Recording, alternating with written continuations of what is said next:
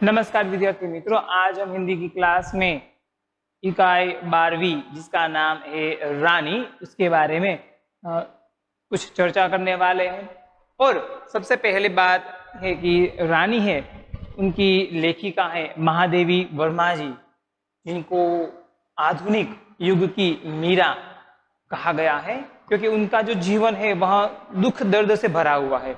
जिस प्रकार हमें मीराबाई के जीवन के बारे में पता है कि उनका पूरा जीवन दुखमय तरीके से, उनको अपने ही लोगों ने दुख दर्द दिए, और उसी प्रकार उनका दुखमय जीवन जिस प्रकार व्यतीत हुआ, और उसके बावजूद भी उन्होंने अपने पदों के माध्यम से अपनी वेदना संवेदनाएं दुनिया को समझाई, अपना प्रेम समझाया। उसी प्रकार यहाँ महादेवी वर्मा जी हैं, वो स्वयं अपने बारे में कहती है कि मैं निर्भरी दुख की बदरी, बदरी यानी कि बादल, मैं जिस प्रकार बादल के अंदर पानी समाहित होता है, बारिश के बादल की बात करते हैं, उसी प्रकार महादेवी वर्मा जी है, वो अपने आप को दुख की, प्रेम की प्यासी ऐसी बदली यानी कि बादल के रूप में देखती है, जिनको आधुनिक मीरा कहा गया है। हिंदी साहित्य में महादेवी वर्मा अर्थात मैं निर्भरी दुख की बदली, और तुमको नींव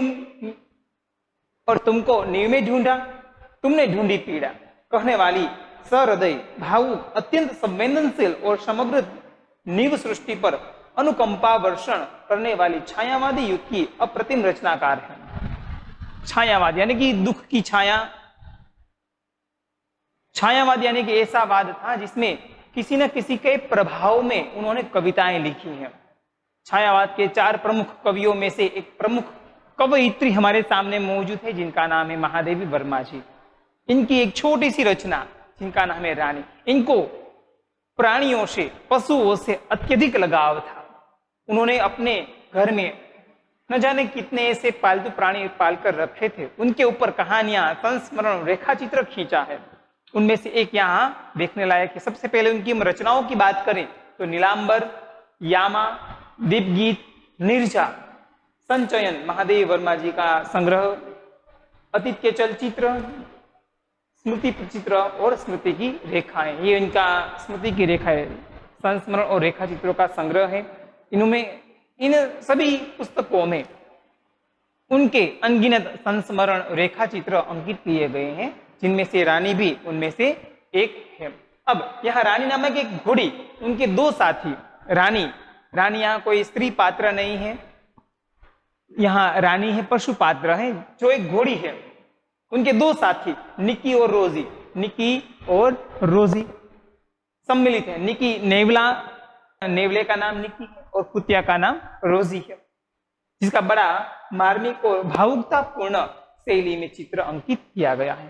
सभी के बारे में उन्होंने अपने हृदय पूर्वक जो भाव है, हृदय में जो संवेदनाएं उठती है उनके प्रति जो प्रेम उमड़ता है, वो प्रेम हमारे सामने शाब्दिक तौर पर यहाँ प्रस्तुत किया गया है। ऐसा लगता है कि नेवला, यह कुत्ती और यह घोड़ी हमारे सामने ही खड़े हैं। सब तादृश्य वर्णन उन्होंने अपनी इन संस्मरण रेखा चित्रों में किया गया है। पशु पंछी और निर्दोष भोले भाले ऐसे प्राणियों के प्रति महादेवी जी का स्नेह और प्रेम छलकता नजर आता है। इस कृति के माध्यम से हमें इंसान और पशुओं के बीच में प्रेम, देखिए हमारी संस्कृति में भी कहा गया है कि हमें पालतू प्राणियों के प्रति यानी कि सभी प्रकार के प्राणियों के प्रति प्रेम, सहानुभूति होनी चाहिए। उसी प्रकार की बात यहाँ महादेवी जी के जीवन में से हमें सीखने को मिलती है कि हमें भी इस प्रकार अपने पालतू प्राणियों से प्रेम, सहृदयता, भावुकता होती है और होनी भी चाहिए। अब देखिए, रियासत होने के कारण इंदौर में शानदार घोड़े और सवारों का आधिक्य था। रियासत यानी कि राज्य, राजाओं के समय में रियासत हुआ करती थी। तो उस रियासत के समय की बात है, यानी कि अंग्रेजी काल के समय की बात है, तो वहां शानदार घोड़े और सवारों का आधिक्य यानी कि ढेर सारे लोग घोड़े पर यहां से वहां से यहां आते जाते रखते थे, क्योंकि उस समय और कोई साधन नहीं था, कम थे। इसके अतिरिक्त हम अंग्रेजों के बच्चों को छोटे टट्टुओं या सफेद गधों, छोटे टट्टू या सफेद गधों, देखिए जिसकी जाति के संबंध में रामा ने हमारा ज्ञान वर्धन किया था। रामा उनके घर का नौकर है, और ये छोटे छोटे बच्चे हैं, इसलिए बच्चे के सवालों के जवाब रामा अपने हिसाब से देता था। तो यहाँ छोटे टट्टुओं या सफेद गधों की बात है, ये रहे, ये सफेद टट्टू है, सफेद टट्टू गधे की उम्र वाले, गधे की साइज वाले घोड़े की नस्ल के एक प्रकार की जाति जो पहाड़ी इलाकों में देखने को मिलती है, जिसको हम खच्चर भी बोलते हैं। तो घूमते देखा था, अंग्रेजों के बच्चों को घूमते इस प्रकार देखा था। अब बच्चों का जो मन है स्वाभाविक है, किसी चीज अच्छी चीज को देखते हैं तो क्या होता है, हमें भी वह कार्य करना है, हमें भी उसके ऊपर बैठना है, हमें भी ये करना है, वो करना है, तो ये स्वाभाविक है। तो रामा की कहानियों में तो राजा अपराधियों को गधे पर चढ़ाकर देश निकाला देते थे। रामा तो उस समय टीवी का माध्यम नहीं था, तो कहानियों के माध्यम से बच्चों को अच्छी शिक्षा दी जाती थी, अच्छी अच्छी कहानियों से उनकी परवरिश की जाती थी, उनमें अच्छी भावनाएं जागृत की जाती थी। तो रामा की कहानियों में क्या था, तो कि राजाओं के समय में क्या होता था, प्राचीन समय में अगर राजा के समय में कोई भी गुनहगार पकड़ा गया, उसकी सजा मुकम्मल हो गई, तो क्या किया जाता है, पूरे राज्य में उसका मुंडन करते हुए गधे पर बिठाकर पूरे शहर में घुमाया जाता है। ये बच्चों को पता है कि जो अपराधी हैं उनको सफेद गधों यानी कि गधों पर बिठाकर पूरे राज्य में, पूरे शहर में घुमाया जाता था। इन्हें गधों पर बैठकर प्रसन्नता से घूमते देखकर विश्वास करना कठिन था कि इन्हें दंड मिला है। लेकिन यहां जो बच्चे देख रहे थे, अंग्रेजों के बच्चों को इन सफेद गधों के ऊपर, बच्चों के लिए वो गधा है लेकिन वो गधा नहीं, वो गधे जितनी हाइट वाला खच्चर है, घोड़े की एक ऐसी नस्ल जो पहाड़ी इलाकों में पाई जाती है। तो प्रसन्न देखते हैं क्योंकि जो अपराधी है दंड मिला है तो उसका चेहरा तो उतर जाएगा। लेकिन यहां तो अंग्रेजों के बच्चे अत्यंत प्रसन्नता से उसके ऊपर बैठकर यहां वहां घूमते रहते, तो बच्चों को यह समझ में नहीं आ रहा था कि ऐसा क्यों हो रहा है। अगर इनको सजा मिली है तो ये सजा में हंसते हुए क्यों सजा भोग रहे हैं। अब रामा के पास हमारी जिज्ञासा का समाधान था कि विलायत में गधे नहीं होते, विलायत में गधे नहीं होते, इसलिए वहां सजा मिली है, गधे यहां होते हैं, इसलिए वहां से सजा पाकर यहां आए हैं, इसीलिए वो यहां गधों पर यहां वहां घूम रहे हैं, क्योंकि वो वहां वाहन नहीं है। अब बाबूजी, अब देखिए बच्चों का मन हो गया छोटे गधों पर बैठने का, इसलिए स्मृति पत्र, मेमोरेंडम, मेमो, मौखिक मेमो की बात है, शिकायत नहीं, प्रस्तुतिकरण करने की बात, पिताजी के सामने रजुआत करने की बात है। तो क्या रजुआत थी कि हमारे पास छोटा घोड़ा न रहना अन्याय की बात है, यदि अन्य बच्चों को घोड़े पर बैठने का अधिकार है तो हमें भी यदि अपना अधिकार मिलना चाहिए।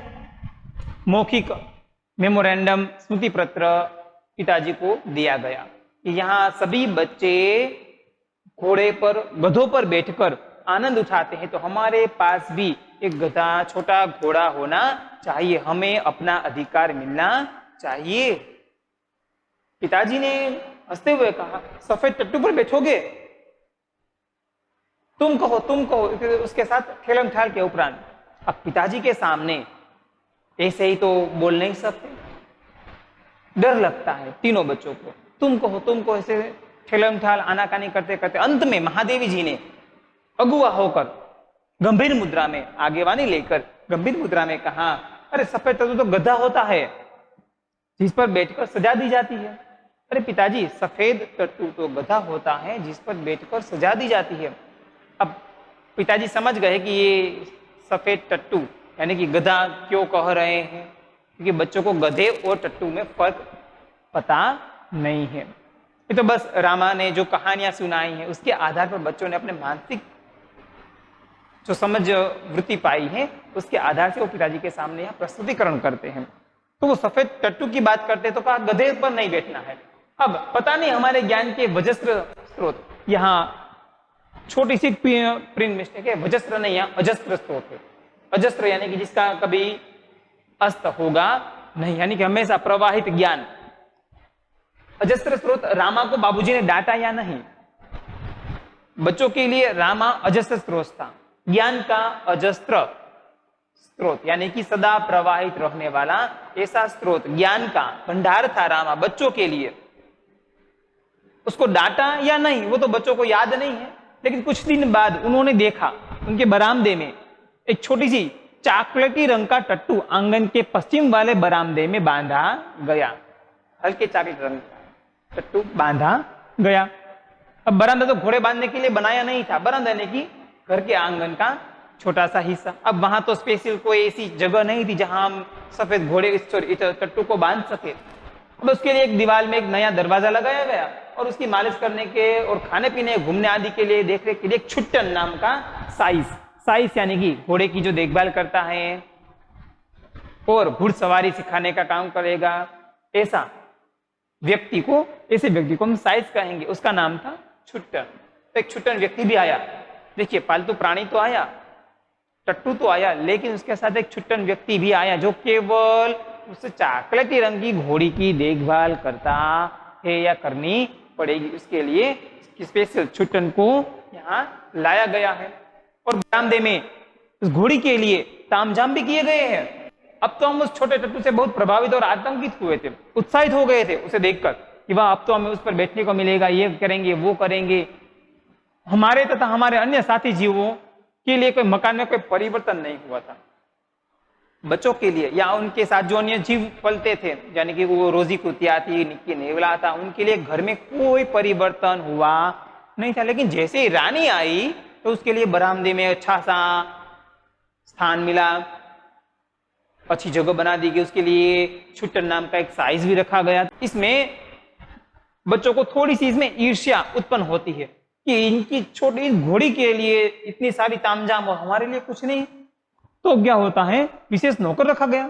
रामा को तो नौकर कहा नहीं जा सकता क्योंकि वहां तो डांटने फटकारने के अतिरिक्त हमारे कान भी खींचता था।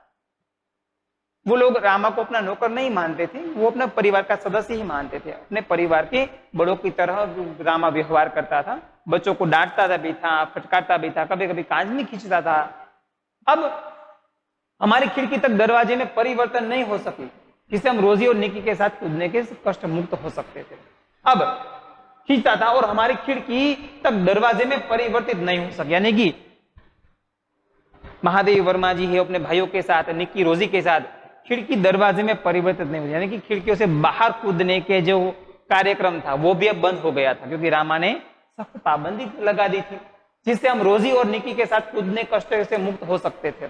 कूदकर हम वहां मुक्त स्वतंत्र रूप से रानी को देख सकते थे, यहाँ खेल सकते थे, वो भी अब हमसे छीन चुका था। बाबूजी से यह सुनकर भी वहां टट्टू हमारी सवारी के लिए आया है, फिर भी हम उनसे मिल नहीं सकते थे, उन पर सवार नहीं हो सकते थे। देखिए यहाँ रानी के आने के बाद भी बच्चों को उनके पास नहीं जाने दिया जाता था। क्यों? क्योंकि छोटे बच्चे हैं, रानी अभी भी उसकी आदत ही नहीं बनी है।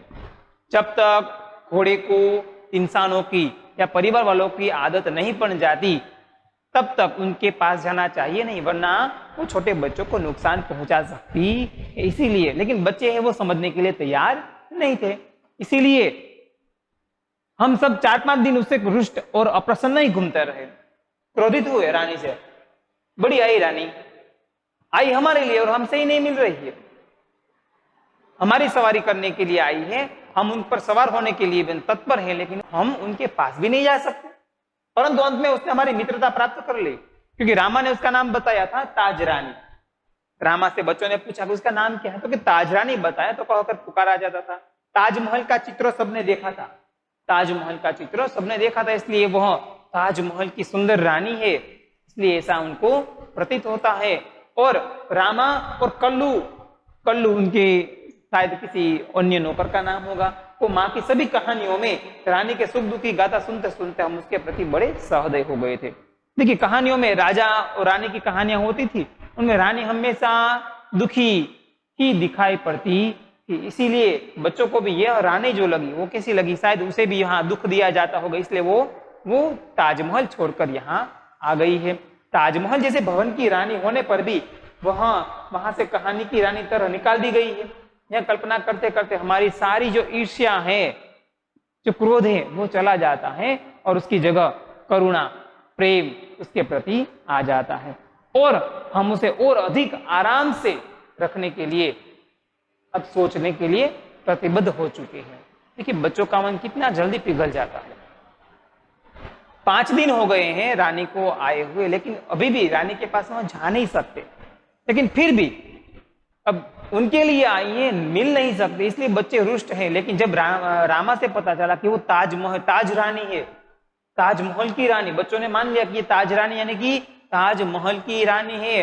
और कहानियों में जिस प्रकार रानी को देश निकाल दिया जाता है, दुख दिया जाता है, शायद वैसे ही दुख देकर, कष्ट देकर उनको वहां से निकाल दिया है।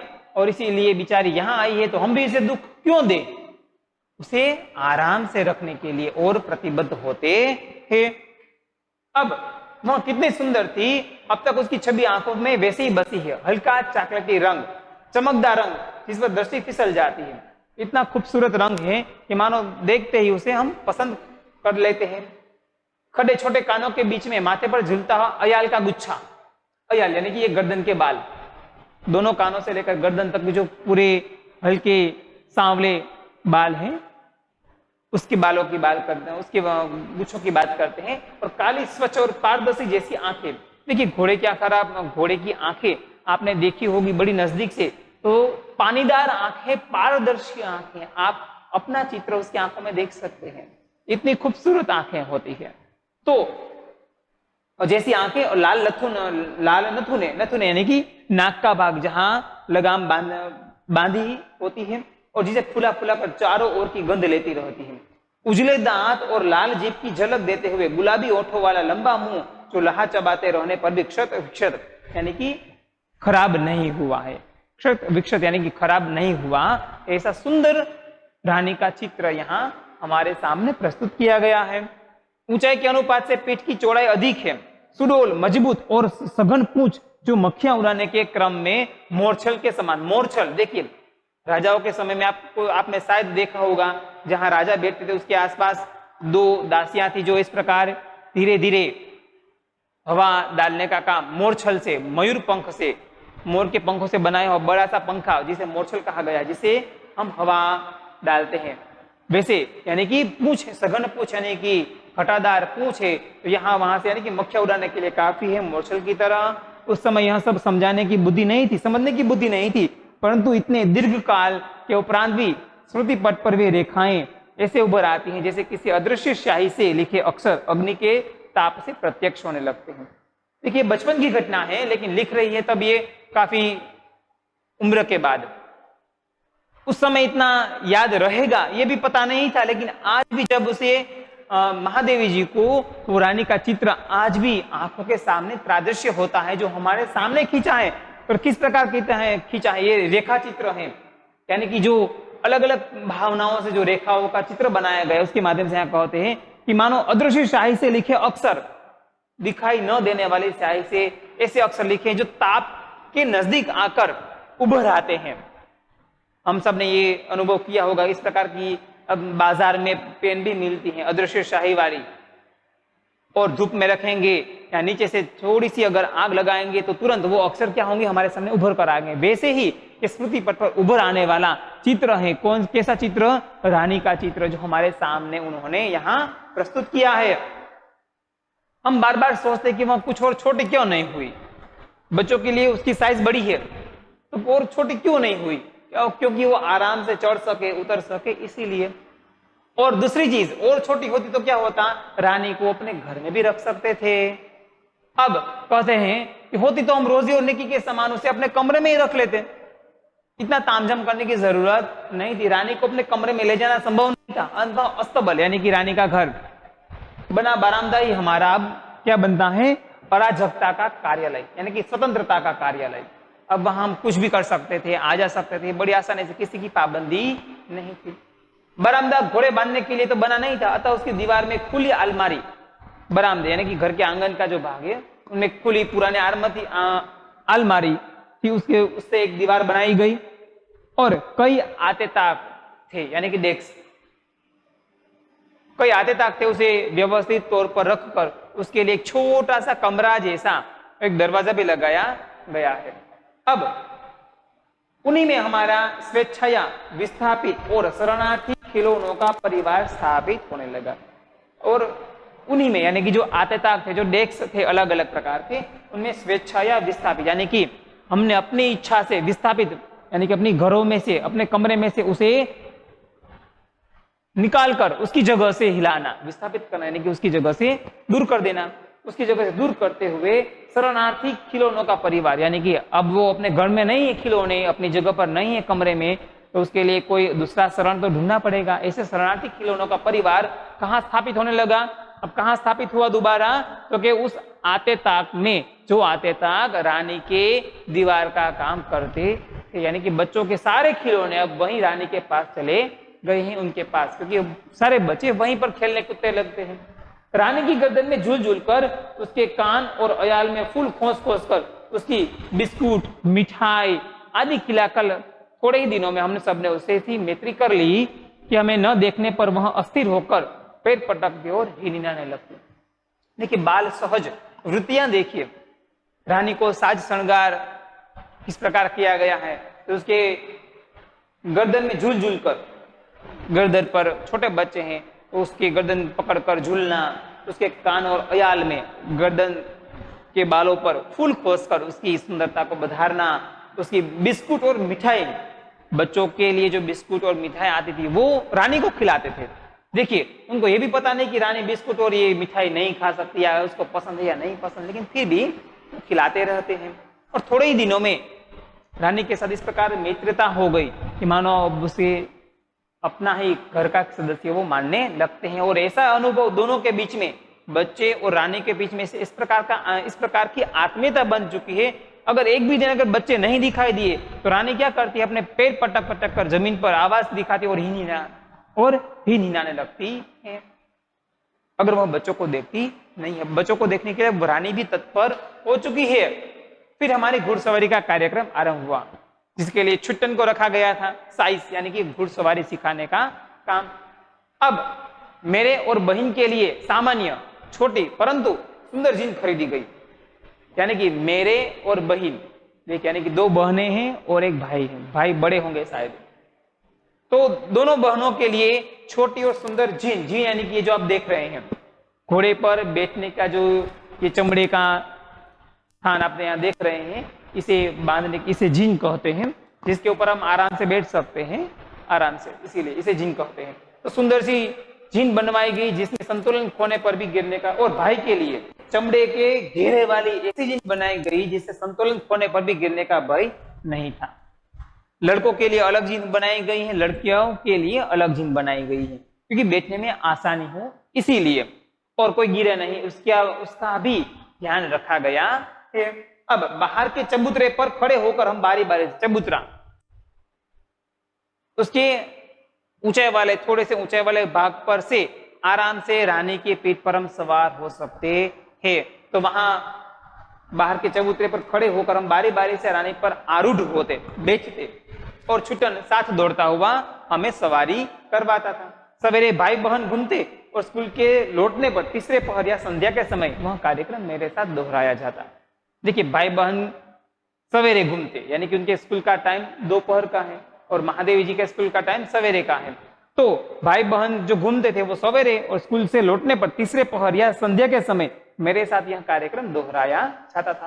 परंतु ऐसी सवारी से हमारी विद्रोह प्रकृति कैसे संतुष्ट हो सकती थी? देखिए बालकों को आसानी से हम बस में नहीं कर सकते, उसे और अधिक चाहिए, और अधिक चाहिए। अगर एक चीज देंगे तो वही दोबारा चाहिए, तीसरी बार चाहिए, बार बार देना पड़ेगा हमें। इसीलिए छोटी सी सवारी के बाद उनको ये संतुष्ट नहीं होते थे, बच्चे असंतुष्टि रहे थे, तो कहते कि हमें इतने से क्या संतोष मिलेगा। अस्तबल में रानी की गर्दन से झूल कर तथा स्टूल के सहारे उसकी पीठ पर चढ़कर भी हमें संतोष न होता था। रानी बरामदे में बंधी होती थी अस्तबल में, तब भी उनके गर्दन पर झूलते हैं, स्टूल लेकर आए, स्टूल से ऊपर चढ़ने पर ऊपर चढ़कर खेलते थे, लेकिन उनको ये संतोष नहीं मिल रहा था कि हमें सवारी करनी है। सवारी का जो संतोष मिलना चाहिए वो संतोष मिलता नहीं था। तो क्या वो किस प्रकार कार्य करेंगे? अब अंत में एक छुट्टी के दिन दोपहर में, छुट्टी का दिन था, इतवार का दिन होगा, अब दोपहर में सबके सो जाने पर हम रानी को खोलकर बाहर लाए और चबूतरे पर खड़े होकर उसकी नंगी पीठ पर सवारी करके बारी बारी से अपनी अधूरी शिक्षा की पूरी परीक्षा लेने लगे। अकेले आए हैं, छुट्टन भी साथ में नहीं है, घर वाले सब सो रहे हैं दोपहर के समय। बाहर लाए और उसकी नंगी पीठ, देखिए जीन वाली पीठ नहीं है, जीन लगाया नहीं है, ऐसे ही बैठ गए हैं बच्चे। कितनी गंभीर परिस्थिति हुई है। अब अगर कोई गिर गया, चोट लग गई तो क्या होगा, ये बच्चों ने नहीं सोचा। और बारी बारी से अधूरी शिक्षा कि हर रोज थोड़ा थोड़ा समय सिखाया गया, किस प्रकार घोड़े की लगाम पकड़नी है, किस प्रकार पैर रखने हैं, किस प्रकार बैठना है, वो अधूरी शिक्षा थी। अभी पूरा सिखाया भी नहीं था, उसकी पूरी परीक्षा लेने के लिए बच्चे तैयार थे। यह स्वाभाविक था कि ताजरानी हमारी अराजक प्रवृत्तियों से प्रभावित हो जाती। बच्चों की जो हरकतें हैं, जो स्वतंत्रता है, वो रानी को पता है, इसलिए रानी को बुरा नहीं लगता। कुछ चोट लगती है, रानी को दर्द होता है, तो उसे बुरा लगता नहीं था। लेकिन वास्तव में बालकों में चेतना के विभिन्न स्तरों का बोध न होकर सामान्य चेतना का ही बोध रहता है। देखिए बालकों की जो सामान्य बुद्धि होती है उसमें कोई विशेष बुद्धि नहीं होती। उनको यह नहीं पता होता, वो आगे का नहीं सोच सकते कि अगर हम ऐसे नंगी पीठ पर बैठेंगे तो गिरने का डर है, अगर रानी के पैरों के नीचे आ गए तो हड्डियां टूटने का डर है, या कुछ और भयानक घटना भी हो सकती है। वो सामान्य बुद्धि के ही हिसाब से चलते हैं। इसलिए रानी को खोलकर लाए, उसके ऊपर चढ़कर अपनी परीक्षा देने लगे। गंभीर परिस्थिति उत्पन्न हुई है यहाँ पर। अब देखिए यहाँ, अतः उनके लिए पशु पक्षी वनस्पति सब एक परिवार के हो जाते हैं। बच्चों के लिए ये सारी चीजें सामान्य बन जाती है, कोई विशेष नहीं है। हमने बच्चों को देखा होगा, अगर छोटी सी आग होगी तो बच्चा तुरंत उस आग के पास चला जाएगा, एक दो बार अनुभव करेगा ये आग जलाती है, उसके बाद नहीं जाएगा, लेकिन एक दो बार अनुभव करने के बाद। उसी प्रकार यहाँ बच्चे को जब अनुभव नहीं होगा किसी भी खतरे का, तब तक उस चीज को वो खतरा मानेगा नहीं, वो उसके नजदीक ही जाता रहेगा। अब निकी रानी की पूंछ से झूलने लगता था। निकी नेवला वो रानी की पूंछ से झूलता रहता था, रोज ही इच्छा अनुसार उसकी गर्दन पर उछल उछल कर चढ़ती और नीचे कूदती थी, और हम सब उसकी पीठ पर ऐसे गर्व से बैठे मानो मयूर सिंहासन पर आसीन हो। मयूर सिंहासन एक मयूर पंख वाला जो आसन होता है, राज सिंहासन, उस पर बैठने का आनंद जो होता था वो ऐसे आनंद ले रहे थे। रानी हम सबकी शक्ति और दुर्बलता जानती थी, सभी के तीनों के बारे में। रानी तीनों बच्चों के स्वभाव के बारे में जानती थी, इसलिए उनको बुरा लगता नहीं था। उसकी नंगी पीठ पर अयाल पकड़कर, अयाल यानी कि गर्दन के बाल पकड़कर बैठते थे, तो कितना दर्द होगा रानी को, लेकिन फिर भी रानी उसको कुछ करती नहीं थी। अब दुल की चाल यानी कि घोड़े की जो चाल होती है उसे दुल की चाल, अच्छी चाल कहा गया है। वो चाल से इधर उधर घुमाकर संतुष्ट कर देती थी, परंतु एक बार मेरे बैठ जाने पर भाई ने अपने हाथ की पतली संटी उसके पैरों में मार दी। जैसे ही लेखिका बैठी यानी कि महादेवी जी बैठी तो गलती से भाई ने अपने हाथ में जो पतली संटी थी वो मार दी, और जैसे ही चोट लगी रानी को तो क्या हुआ, चोट लगने की तो संभावना ही नहीं थी, परंतु इससे न जाने उसका स्वाभिमान आहत हो गया। देखिए प्राणियों का भी स्वाभिमान होता है, तो उसका स्वाभिमान आहत हो गया और उसे पुराने याद आ गई और कोई दुखद स्मृति उभर आई। वह ऐसे वेग से भागी मानो सड़क, पेड़, नदी, नाले सब उसे पकड़ बांध रखने के लिए संकल्प किए हैं। माने सारी चीजें उनको पकड़ने के लिए तैयार है, पूर्ण जोश में वह भागती है। उसे यह भी ज्ञात नहीं कि मेरे ऊपर कोई बैठा है बच्चा। अचानक यह घटना अचानक हुई है, बच्चे अकेले हैं, नंगी पीठ है, जीन भी नहीं बंधा है, लगाम नहीं है। अब ऐसे ही वो घोड़ा तेजी से भाग रहा है, तो क्या होगा आगे? कुछ देर मैंने अपने आप को उस उड़न खटोला यानी कि जो जॉइंट व्हील होता है उस उड़न खटोले से बचने का प्रयत्न किया, परंतु गिरना तय था। वे गिरी भी। मेरे गिरते ही रानी मानो अतीत से वर्तमान में लौट आई। जैसे ही महादेवी जी गिरी उसकी चीख निकल गई, और तुरंत बच्चे की चीख सुनते ही रानी मानो अतीत से वर्तमान में आ गई, अपने भूतकाल में चली गई थी रानी। एक संटी की वजह से वो तुरंत याद आ गया कि मेरे ऊपर कोई बैठा था, वो अचानक गिर गई है, वो भी मायूस हो गई। इस प्रकार निश्चल खड़ी रह गई, जैसे पश्चाताप की प्रस्तर प्रतिमा हो, निश्चल, बिना किसी भावना के, बिना किसी छल कपट के। उसे पता ही नहीं था कि क्या हो रहा था। प्रस्तर प्रतिमा, लोहे की प्रतिमा के समान वो इसी प्रायश्चित करते हुए वहां महादेवी जी के पास खड़ी रह जाती है। साथियों की चीख पुकार से सब दौड़े और फिर बहुत दिनों तक मुझे बिछौने पर पड़ा रहना पड़ा, यानी कि खटिया पर लेटना पड़ा, क्योंकि शायद हड्डी बड़ी में चोट आई होगी तो टूट फूट भी गई होगी। उसके बाद स्वस्थ होकर रानी के पास जाने पर ऐसी करुण पश्चाताप भरी दृष्टि से मुझे देखकर हीन आने लगी कि मेरे आंखों में आंसू आ गए। उसके बाद जब भी प्रथम बार वह रानी से मिलने के लिए जाती है तो मानो रानी भी देखिए पशु में कितना प्रेम होता है, अपनापन होता है। इंसानों में आजकल कम देखने को मिलता है, जानवरों में ज्यादा देखने को मिलता है।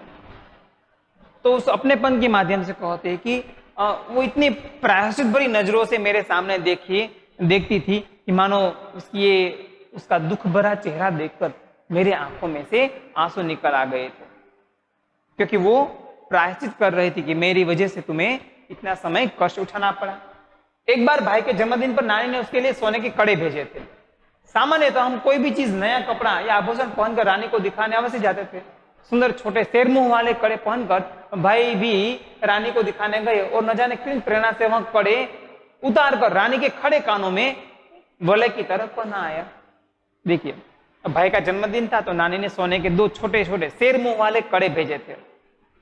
देखिए, बच्चों का स्वाभाविक व्यवहार इस प्रकार होता है कि कोई भी उनके लिए नया खिलौना हो तो सबको दिखाते हैं, देखो मेरे नए खिलौने, ये वो नए कपड़े। उसी प्रकार यहाँ सभी बच्चे रानी को अपनी सारी चीजें, नए कपड़े, नई पुस्तकें, कोई भी नई चीज उनके लिए आई हो रानी को दिखाने अवश्य जाते थे। तो जैसे ही वो कड़े आए, वो कड़े सभी रानी के पास लेकर गए, कहा कि देखो रानी, नानी जी ने 2 कड़े भेजे हैं। अब भैया को क्या मस्ती सूझी कि दोनों कड़े उतार दिए और रानी के कानों में, खड़े कानों में वलय की तरह, रिंग की तरह पहना दिए और वो बात भूल गए। कड़े कहाँ, छोटे से बच्चे हैं, गंभीरता तो होगी नहीं। फिर हम सब खेलने में कड़ों की बात भूल गए। संध्या समय भाई के कड़े रहित हाथ देखकर माँ ने पूछा, तो पूछताछ की, तो खोजबीन शुरू हुई, कड़े कहाँ गए? गए तो गए कहाँ कड़े? बच्चों को तो याद था ही नहीं कि कहाँ गए थे। अब क्या होगा? रानी अपने कानों को खुरों से खोदती और हिनहिनाती रही, अपने खुर यानी कि मस्तिष्क से कानों को खोदती रही और हिनहिनाती रही, लेकिन किसी का ध्यान वहां गया। अंत में बाबूजी का ध्यान उसकी ओर गया और उन्होंने मिट्टी हटाने का आदेश दिया अपने खुरों से, यानी कि अपने पंजों से, हाँ, पैर के पंजों से वहां ऐसे इस प्रकार खोदने का इशारा करती है कि यहाँ कुछ है, यहाँ कुछ है। हिनहिनाती रही। बाबूजी का ध्यान गया तो कहा कि वहां जो कुछ, रानी जहां पैर पटक रही है वहां देखो, वहां क्या है। थोड़ी सी मिट्टी हटाई गई तो वहां सोने के कड़े गड़े दिए, किसी ने गाड़ दिए थे। किसने लिए थे, क्यों लिए थे, कुछ पता चला नहीं, लेकिन वो याद भी नहीं था। लेकिन गाड़े हुए कड़े वहां से मिल गए। दंड तो किसी को नहीं मिला, परंतु रानी सबके लिए एक परिवार का सदस्य बन गई थी। दंड किसी को नहीं मिला क्योंकि छोटे बच्चे हैं, दंड को क्या देंगे, लेकिन सबके हृदय में रानी ने एक अलग प्रकार का स्थान बना लिया था। अब सबके लिए रानी, जिस प्रकार बच्चों के लिए रानी अपने परिवार का सदस्य था, खिलौना था, उसी प्रकार जीवंत खिलौना था, उसी प्रकार बड़ों के लिए भी रानी है। रानी के प्रति सहृदय भावना उनके मन में जागृत हो गई थी। अब तो हम विस्मित भी हुए, आश्चर्यचकित भी हुए और क्रोधित भी। छोटे जीव कोई काम धंधा नहीं करते और उसकी पीठ पर बैठकर दौड़ने वाले रहने का दाना चारा स्वयं खाकर उसके पेट में पड़े रहते थे। अब एक दिन है, वह रानी के पास जाते हैं सुबह में, तो उसके बाजू में एक छोटा सा नन्हा घोड़ा देखते हैं। छोटे से नन्हे घोड़े को देखा किसने? बच्चों ने, सुबह में। अब बच्चे स्वाभाविक हैं, उनको तो कुछ ज्ञान होता नहीं है। अब सबको विस्मय, आश्चर्य भी हुआ, क्रोध भी हुआ कि बच्चा आया कहां से। तो रामा ने कहा कि ये रानी के पेट में से निकला है। तो सबको आश्चर्य और क्रोध भी आया। ये छोटे जीव कोई काम धंधा नहीं करते, देखिए, और हमको पीठ पर बैठाकर दौड़ाने वाली रानी खाना चारा स्वयं खाकर उसके पेट में लेटे रहते हैं बिना काम धंधे वाले। देखिए, बच्चों के मन में जो स्वाभाविक रूप से जो उस छोटे घोड़े के प्रति ईर्ष्या होती है, ये तो काम तो कुछ करना नहीं है, जो काम करता है उसका भी खाना वो स्वयं खा जाते हैं अंदर में, पेट में बैठे बैठे। उसके लिए क्रोध हुआ। अब भाई ने कहा रानी का पेट चीज कर, हम कम से कम एक और बच्चा घोड़ा निकाल ले। अब उसके पेट में लेटे रहते हैं। अब भैया ने एक और सुझाव दिया कि चलो इसके पेट में और एक बच्चा निकाल ले। क्यों? रानी, एक बच्चा आ गया, अब एक और निकाल लेने पर क्या होगा? 3 बच्चे हैं तो तीनों के अलग अलग स्वतंत्र घोड़े हो सकते हैं, निकाल ले। तब बच्चे घोड़े पर वे छोटे बहन भाई बैठेंगे और रानी मेरी सेवा में रहेगी। प्रस्ताव मुझे भी उचित जान पड़ा, पर जब एक दोपहर को वह कहीं से साग काटने का चाकू, सब्जी, रसोई घर का छोटा सा चप्पू लेकर आया पेट चीरने के लिए। देखिए बच्चों का जो दिमाग होता है वो ऐसा ही होता है। तो वो रानी का पेट चीरने के लिए रसोई घर से चप्पू लेकर आता है छोटा सा। सबने कहा कि चलो कोई बात नहीं, 3 घोड़े हो जाएंगे, सबके एक रानी भैया के लिए और 2 छोटे घोड़े हम दोनों बहनों के लिए, कोई बात नहीं चलो। तो भैया दोपहर के समय जब सो रहे थे अचानक चप्पू लेकर आ गए रसोई घर से। अब तब लेखिका कहते कि वो देखकर मेरा साहस जवाब देगी, मुझे ऐसा लगा कि सब कुछ गलत हो रहा है। लेकिन अब एक और भी समस्या थी। चलो मान लिया पेट तो काट लिया, हमारा ध्यान गया आखिर हम रानी का पेट सिएंगे कैसे। चलो पेट काटने पर, बच्चा निकाल लेने पर वापस सीना तो पड़ेगा, सिएंगे कैसे। ये छोटी सी कपड़े सीने की जो महीन सुई आती है, सूक्ष्म सुई आती है, वो तो इसमें चलेगी नहीं, तो होगा कैसे। देखिए बच्चों का दिमाग है कहां से कहां चला गया। तो अब क्या करेंगे, मां की महीन सी सुई से तो सीना संभव नहीं था। टाट सीने का बड़ा सूजा, टाट यानी कि बड़े पर्दे, सूजा यानी कि बड़ी सुई लंबी वाली जो बड़ी आसानी से हम सी सकते हैं। तो लंबा सूजा वो तो रामा की कोठरी में रखा है और वो हमारी पहुंच में नहीं, वो बहुत ऊपर होता है, वो हमारी पहुंच में भी नहीं है। अब क्या करेंगे।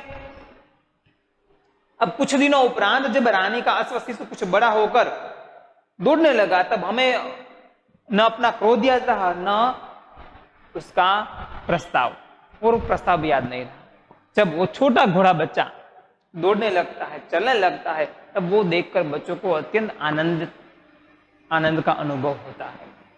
और ये देखकर बच्चों को अपना जो क्रोध था, ये छोटे जीव रानी के पेट में से पले बढ़ते हैं और इस प्रकार की बातें करते हैं, रहते हैं बिना कोई काम धंधा करते हुए, रानी का पेट चढ़ने के बाद वो सारी बातें भूल जाते हैं, वो अपनी मस्ती में अपनी धुन में उसके साथ खेलने लग जाते हैं। और ये सारी चीजें बाल सहज मनोवृत्ति की बात है।